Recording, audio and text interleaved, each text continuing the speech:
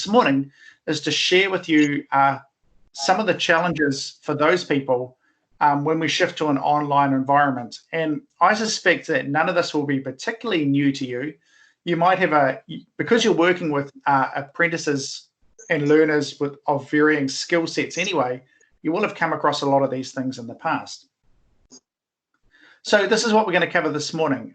First of all, how online learning occurs, just a brief sort of theoretical overview, and then have a look at the two types of behaviors that your apprentices might be having when learning online. And of course, they won't fall easily into either of these two categories, but I think if we compare and contrast the two, it'll make sense to you. And then I want to move on to some practical strategies that you can use to work with your learners, and finally we'll end with some questions. Also, if you want to just butt in at any time and ask a question, please feel free to do that at any time. Can you hear me? Does someone want to just give me a verbal yes that everything's good? Yes, everything's good. Awesome. That's fantastic. Great stuff. Thanks, guys. Hey, I thought the internet is an amazing place. I thought in the current COVID-19 situation, it was good to come back to this. Historically, plumbers have saved more lives than doctors by eradicating disease and improving hygiene. So says a whole lot of historical websites on the internet. Fascinating, right? So I thought these trades jobs are valuable beyond compare. And, and it's just good to know that there's an appreciation for these things out there and how big a difference they do make. I thought I'd quickly start with a depressing look at the online learning track record. Online learning, when it began, years ago, sort of in the early 90s, the idea where people were forecasting that in the end, we'd all be learning online and it would be the end of classrooms and so on. It all looked very optimistic, but the results coming out from online learning are less than optimistic. So I thought I'd just show you some of the research on learners with lower literacy and numeracy skills. And this is not particularly learners with really low skills, but just kind of average just to lowish. So around level 5 and below on the learning progressions, particularly 4 and below. So lower skilled adults participate less in online learning and training. They tend to learn less from the content, and they struggle to transfer that learning to a real life environment. So what they learn on the screen, they have more difficulty using that out in the field. They seem to really dislike the lack of externally imposed structure. So in a classroom, you have a tutor who's kind of structuring the entire lesson and keeping them on board and letting them know exactly what needs to be done. But often it's the lack of structure, and they're having to log online at certain times and be there for certain classes that a lot of learners in the research complain about and don't like. And finally, and probably most concerning, is that, and this is actually true not only for low skilled learners, but for also higher skilled learners, you tend to retain less knowledge compared to face-to-face training. So the learning outcomes from learning online are not as good. And there are a couple of reasons why that is that we'll talk about in a moment. But I should note that none of this is fixed. This can be overcome by developing some great learning strategies. So none of this is sort of a consequence of just the way the information's transferred. It's more a consequence of what people do when they're interacting online. One of the reasons that the online learning results are lower than what they might be traditionally in the classroom setting is because a lot of the emphasis from content designers and educators, tutors, is to focus on transmission. That's getting really funky, interesting content from the online, from you, and then sending it through your computer screen to the learner. And it's kind of seen as this one-way traffic. I was thinking about it like, sending water down a pipe. So long as you get the water to the other end, it's okay. But what we've realized is that it's what happens at the other end that really determines the quality of the learning. So you can have some quite terrible content sent through the computer to the learner and still have some fantastic learning outcomes. And likewise, you can have some really fancy flash content that's streamed down, but it doesn't mean you get great outlines. outcomes, sorry. It's what happens with the learner at the end of the computer that matters. Your enemy is the learner's tendency to only use their short-term memory. And I suspect that for some of you sitting there, this will possibly be true for you. It was certainly true for me as I struggled through my sort of early educational experience. But what tends to happen is that when learners are sitting in front of a screen or in a class, what they tend to do is they tend to listen to the information, read the information, work through the work, and they're storing it in their short-term memory. And their short-term memory is refreshed every day. And so what happens is they might look like they're learning and they might be completing activities, but what's happening is this information isn't being processed into their long-term memory, which means every day it's kind of refreshed. So some of it will go into their long-term memory, but a lot of it will just be lost day to day. So imagine if you had to remember what this presentation was about in 3 days' time, you might, unless you do something with this presentation, you process it in some way, you're going to forget most of it. So short-term memory is your enemy in a sense, because oftentimes it will look like the learner is learning and engaging and looking at the content, but in fact, you'll find when you talk to them tomorrow or the next day, the information that you've given them has miraculously evaporated and gone. And that's even more so if learners, just give you an example, if learners are smoking marijuana or something like that, or they're playing lots of video games, it turns out that the refreshing of the short-term memory happens even quicker. So society is kind of geared up to wipe that short-term memory. So unless your learners are actively getting it into their long-term memory, they're probably losing a lot of the content that they're seeing online. So to learn, you really need to process this information. You need to do something with the information, with your hands and with your mind, with your body. And the more demanding that is, the more likely it is to go into your long-term memory. Long-term memory operates like a snowball. You roll a snowball down a hill and it becomes faster and it becomes heavier and bigger and it becomes faster and faster. That's what long-term learning is like. The more you learn, the more you remember, the more you integrate that into what you learn and so on. You're a learning machine. But if you just stay with the short-term memory, you're almost like a flat line. You don't really accumulate information over time.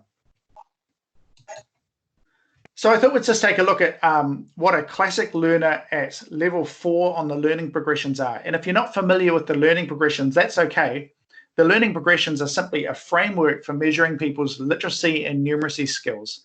And level 6 is sort of considered the highest on the framework. This is someone who is level 4 or below. Let's call this person Daryl, eh? Oh, it's John. This is John. Sorry to any Johns out there. John's less likely to set performance-oriented goals. What that means is he's less likely to set his own self-learning goals. He's going to leave that to you to do. So he's not really thinking about what he needs to learn and how he's going to go about doing it. And what that leads to is this thing called aimless study. And that's where if you ask learners what they're studying at the time, they'll either say, I don't know, whatever their tutor has given me, or it'll just be aimless. It won't be part of sort of a coordinated study structure. It's aimless, and it's also going into the short-term memory, which means it's often lost. They're less likely to employ effective learning strategies. This means they're going to rely on things like memory. They're going to try and just memorize the information they're receiving online, or they're going to try and copy what's happening. But they're not going to really integrate it and build it into their own skill sets. They're just going to try and memorize and copy. And we'll talk about why that's not a great strategy soon. On the belief side, they're likely to interpret confusion as an inability to learn. So when they become confused, they get frustrated and discouraged. Whereas learners who are more, a little bit more robust or resilient, when they become confused, they step into it. They're like, right, I have to sort this out. I have to figure this out. So they're like proactive learners. Whereas John here, when he becomes confused or he can't log into the right screen or he can't quite understand what you're teaching him, he interprets that as he's not learning, and then he steps back. And this leads to John being less likely to evaluate his performance and apply help-seeking strategies. This means that John is unlikely to ask for help. he's probably more likely to just truck on, hoping for the best, hoping that he'll learn stuff. But by the time you learn about it, that he's been having troubles, we'll be well down the road in terms of what could be done for John. So you might notice that assignments don't get turned in on time, work isn't getting done. And that may be because John is either very busy or he doesn't have a lot of self-discipline, or it could be that he's just struggling and struggling and struggling, and he's actually 2 miles down the road than where you think he is. He's already in a pit of not understanding. This is a diagram that shows the proactive learner. These are the students or the apprentices that you have who are okay. I would say these guys are going to be just good. This is how they go about doing things. They obtain information, so they get it through the internet, through your online learning courses. They identify the learning objectives. They think about what it is exactly they have to learn. And then they use these things called proactive learning strategies that we're going to talk about soon. And usually they're pretty good learners. And they'll begin to underline things or go and practice things, look at things again, so on. And then what they do is they evaluate their learning against their own standards. So they think to themselves, gee, am I learning what I need to learn? And if the answer is no, they're not learning, then they go back and they do it again. So they keep going. Or maybe they come and they bug you and they say, I'm not learning, or they ask somebody, but they do something. That's the difference. And then they go back to obtaining information. The people you really need to worry about are these guys. These guys obtain the information through the internet, but they're not really clear on what they're meant to be learning. Like if you were to ask them specifically, what are you meant to be learning in this session? They may not be sure, even though you've shown them on the screen or told them what it is. They use no learning strategies or poor learning strategies. What that means is if you give them a YouTube clip to watch, which shows them how to do something. I'm making this up, but imagine it's joining 2 pipes together. They're just going to watch that clip. Or if you give them some reading material, they're just going to read that material. But they're not going to underline keywords. They're not going to identify the main points. They're not going to go back and watch that YouTube clip again or refresh it later on and so on. They just sort of believe that by just watching that they're going to learn it. But just watching it is not going to get them very far. And you can see in the next circle, presses on, attempting to meet course requirements. These guys are just going to truck on, hoping that all is well, even though they're not learning what they should. And then you'll find out, a couple of weeks, months down the road, years possibly, that they haven't actually learned a whole lot of the content that you would have expected them to learn. So that's the danger, and this is what we want to help people avoid. We want to get them from being passive to proactive, So I thought I'd start with the most important thing. Learners must know what the learning objective of each session is. Now, I suspect that you're already doing that. That will probably be built into the materials that you're using and so on. And they must be able to tell whether or not they have learnt them. That's for each session. And they must know what to do if they haven't learnt them. So they have to know exactly what they need to learn. They have to know whether or not they've learnt it, and then where to go for help or what to do next. And so I thought perhaps we'd just have a brief discussion with the people around you, or perhaps online. Is this happening in your courses?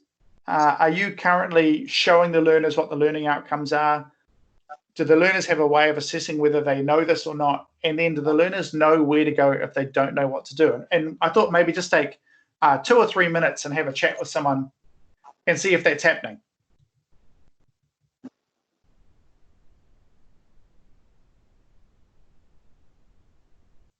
I can read your comments now if you were to put something in the chat.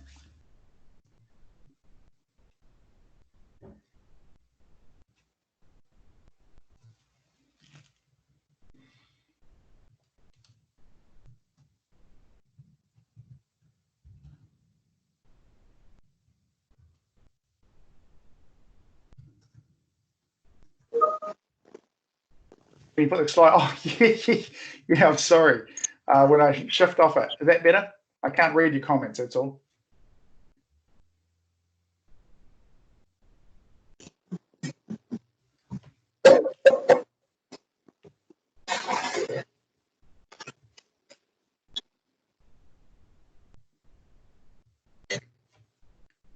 So somebody has said yes, learners do need to know what to do. I think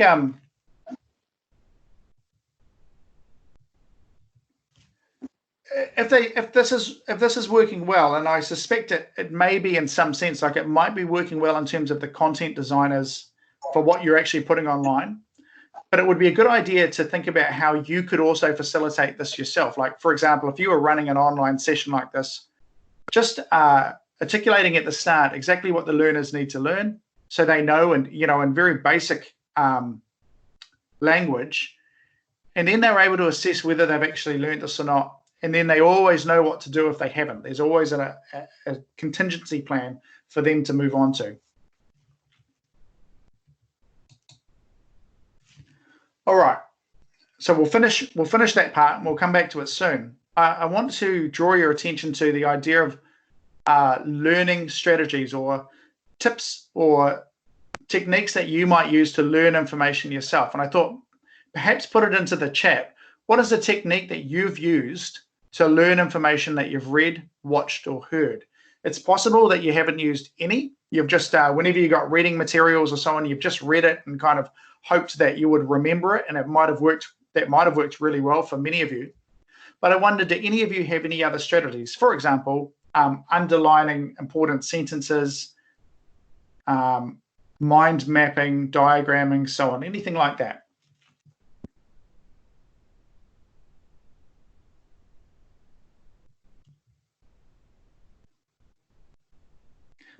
Lois says, discussed with another person. Fantastic. That's, talking about these things are great. Interesting. Daniel's noted an interesting thing there. Learners are not interested if it's not worth the credits. They only want to do the assessment. Yeah, that's absolutely true. We've kind of trained a generation of learners to chase assessments and not value learning. And part of this is almost re-educating them that it's worth learning for learning's sake, because that's what's going to get you ahead. Someone says word or concept association, mind maps, anagrams. That's great. They're really sophisticated stuff. Put into practice what you've learned. Absolutely.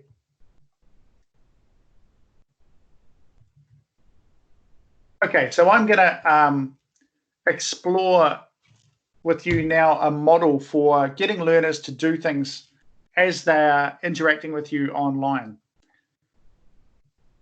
What the research is showing us is that the information received by a computer really needs to be integrated into a study cycle. So if you, for example, say you are learning something right now that's not related to work, just for something for your own interest online, if you just sit behind your laptop and absorb the information, you're not going to learn it very well. What you need to do is you need to integrate it into a study cycle. And that's because you need to process it in your mind from the short-term memory through to your long-term memory. And you can do this by diagramming, drawing. You might doodle as you're sitting watching things. You might take notes, so on, or graphically organizing the content. And then you would write it up as a summary. This is the researchers saying this is the best way. Write it up as a summary, and write your summaries, which are no longer than 2 sentences, at the end of each learning session. And then you would come back and look at those, and we'll look at that strategy soon. So this is what the research is saying, that if you just sit behind your laptop, you don't learn as well, but you need to integrate it into a learning system yourself that you'll kind of develop yourself. So I'm going to talk about how to get learners to actually put some things into practice as they're sitting behind the laptop. And the idea is to bookend your structure. So I'm assuming that you're delivering online content, and some of this will be live and some of this will be recorded that learners or apprentices can then come and watch the sessions. So here's the structure for bookending your sessions. At the beginning, the learners should be able to identify the learning objectives. And at the end, they should be able to evaluate whether they have learned those objectives. That's kind of the most important thing. And I suspect that that's already a part of the online content. Usually that's a content design sort of thing, but you can certainly help to facilitate that by drawing learners' attention to it. If you were just to do that, for example, if you were just to say at the start of the session, hey, the main things you need to learn from this session are A and B, and then at the end ask them, have they learnt A and B? That would make a great difference. And it sounds common sense, but you'd be amazed at how many people don't do it. In the middle are activities that the apprentices can do while they're engaging online. And we break these down into before activities, during activities, and after activities. And here are a couple of what these activities are. What are learning strategies? Well, there's 4 of them that I'm going to talk about, 3 of them in particular. And these strategies, what they do is they ask people who have learnt really well what they do and why they learn. And most of them point to these strategies. The reading researchers have also adopted this, and they try to get people who are reading information to practice these strategies while they're reading. But it applies just as well, if not more so, to working online. All of these activities can be broken into before, during, and after, and that will make sense as we go on. So, number 1, activating prior knowledge. This is another one of those simple things that if you just did this, you would improve learning outcomes by about 20%. It's incredible. All you want to do is get learners to think about what they already know before they start jumping into the new content. So if you're going to watch the next episode in your Netflix series, you'd be better off just quickly having a conversation with the person next to you. What happened in the previous series? What happened in the previous episode? And that would help you make more sense of the current episode. And it would also help you remember it, which is crazy. So if you just did that for 30 seconds to 1 minute, you would remember so much more. When you're going to read a text about a particular thing, if you just stop before you jump in to read and you think, what do I already know about this? And you just say it aloud or even think about it, that will increase. What it does is it increases the connections between your working memory and your long-term memory. You're more likely to retain the new information that you get. So the easy thing to do is just ask the apprentices to explain what they learned in their last session. And that's kind of a teaching 101 thing. What did we do in the last session? And you'll just get somebody, if it's live, to jump on and maybe just take a minute to remind the class what we did in the last section. That's it. If it's not live, you might ask an evaluative question based on the previous session. So that is a question that learners can sort of think about based on what they did in the last session.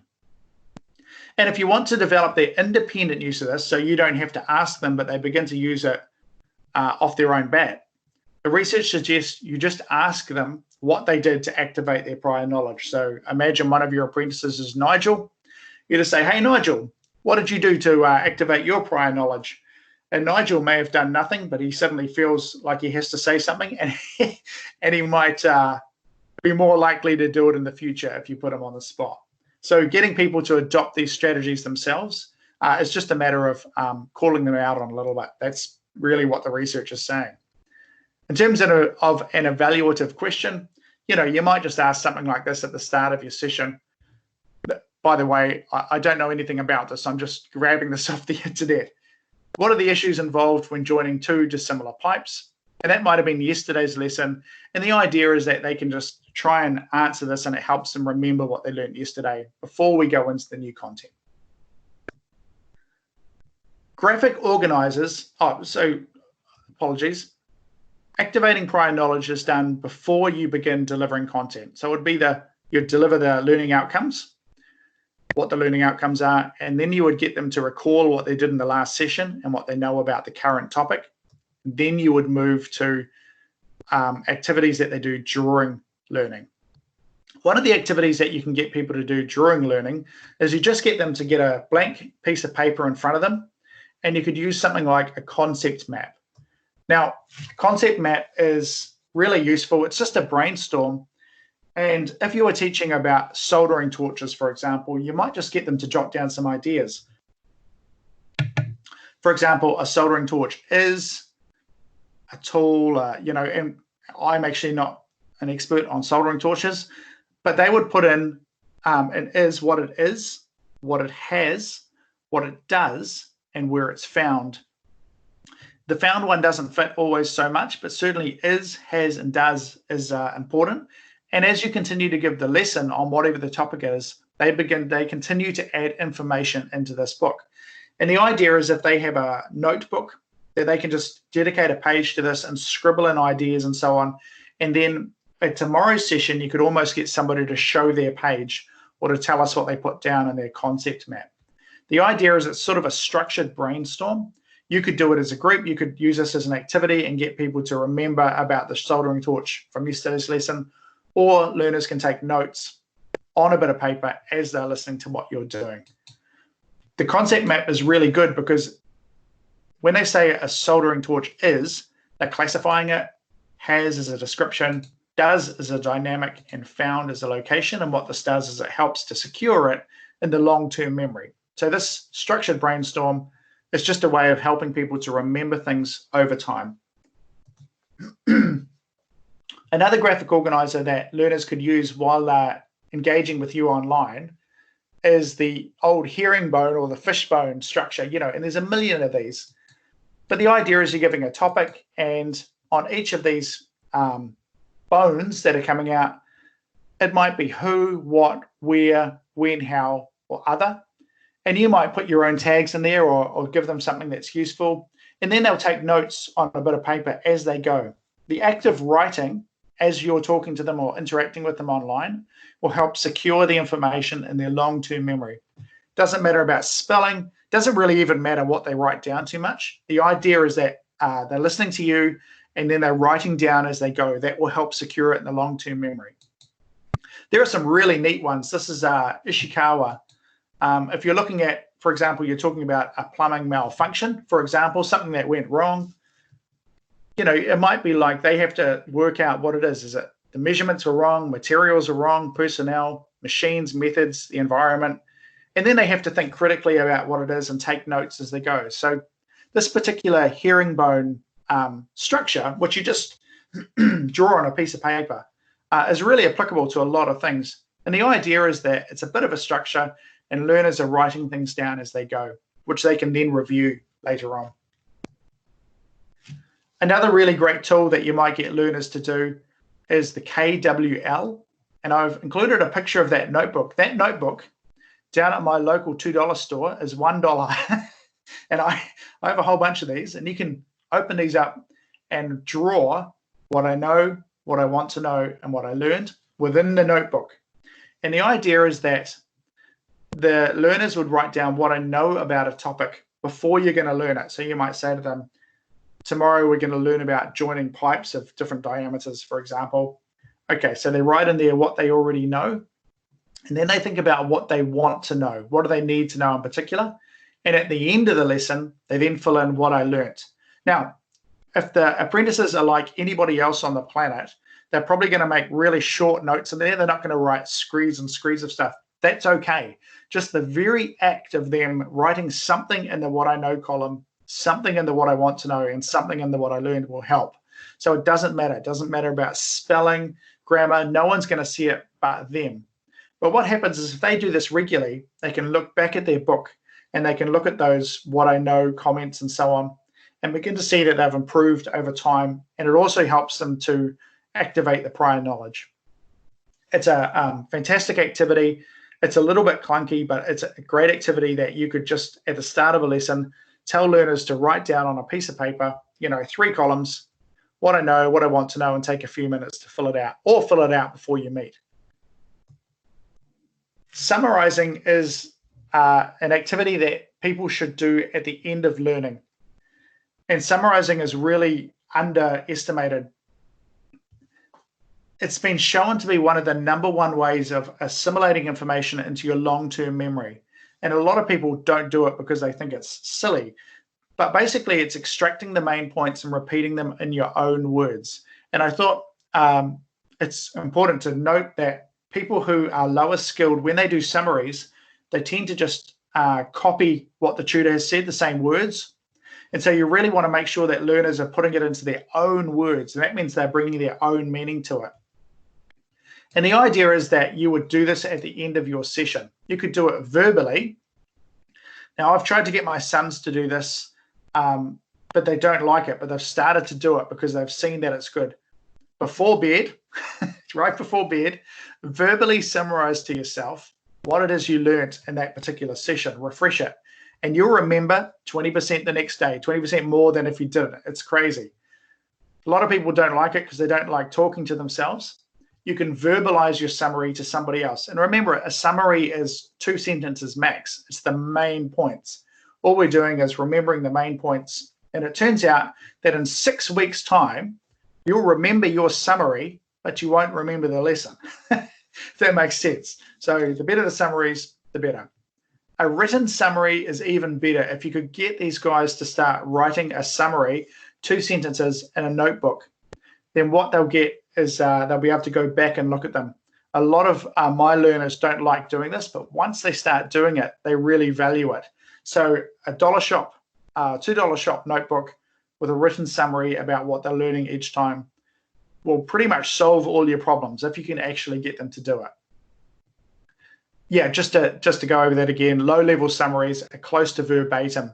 So you'll be able to tell whether someone's really understanding what you're saying well or not by whether they just copy your own words back or whether they put it into their own words. Can actually be quite a good way of assessing who's understanding and who's not. Stacking summaries is a great piece of research, and it refers to the practice of writing and rereading your summary. So if you can get them to write a summary, maybe just a single sentence, then what they do is they begin to read those when they're going to come up to a future lesson. Rereading their summaries is highly correlated with positive learning outcomes. It's not an exciting activity, and it's hard to get people to do it, but boy, does the research show that it really helps people learn content. So just to go over this one last time, we're nearly at the end, guys. At the beginning of your sessions, learners need to be able to identify those learning objectives. And then at the end, they need to be able to tell whether they've got them or not. And so you might ask them directly. There might be multi-choice questions, but really a good summary of it is a good way to do it. And you can get them to write their summary in the chat. You can get them to verbalize it with other people around them and so on. And remembering that you have the option of before, during, and after activities. Before activities, just getting them to remember what they did in the last session or what they already know. During activities, getting them to draw pictures, use those diagrams, concept maps. And after activities, summarize that content.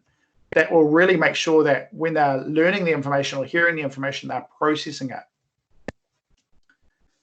Final thing. How do we get apprentices to start using these tools independently so you're not always telling them what to do?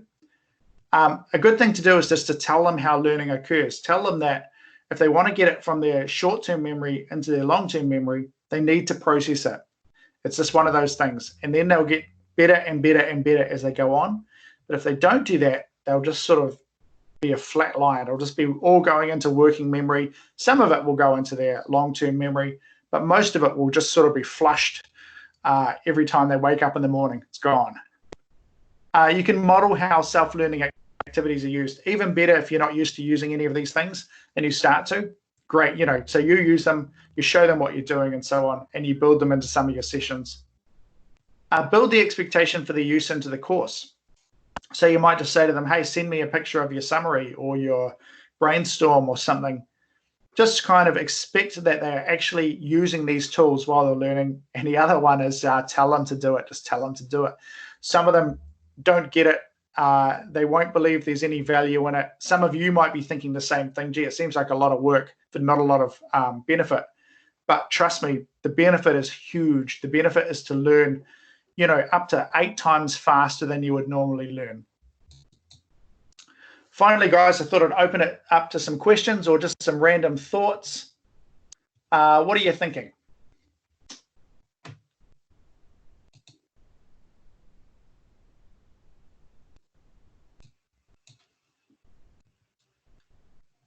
Damon, I spoke to a trainee yesterday and he said he has trouble writing. I think he feels pressure to write certain, a big long sentence. So sometimes I suggest, well, what are some of the main words you remember? Would that be relevant?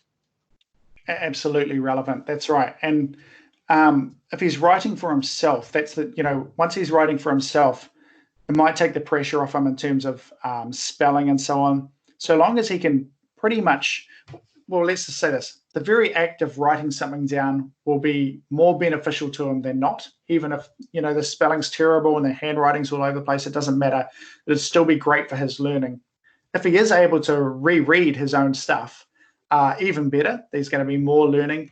And so I guess the idea is just to protect him from that embarrassment of having to show that to people. And maybe if he knows that he doesn't have to show people it, he'll be more likely to sort of engage in that and actually get better over time. But I love your idea with the keywords. That's a great idea. Keywords, pictures, diagrams. It doesn't always have to be words. You can draw pictures, make little comments off the side of it and so on.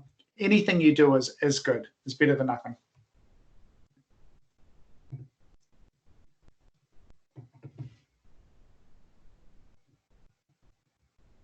John, you're muted, John. I think you're trying to say something. Can you unmute, please?